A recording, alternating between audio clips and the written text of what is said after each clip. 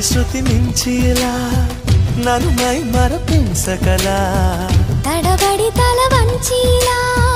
తలపును అని చేస్తే ఎలా మరేం చెయ్యనే నీతో ఎలా వేగనే నన్ను దాటి వెళ్ళలేవు నిన్ను నువ్వు దాచలేవు ఏమి చెయ్యనయ్యో రామా ఉన్న మాట చెప్ప నీవు ఊరుకుంటే ఒప్పుకోవు ఇంకెలాగే సత్యభామా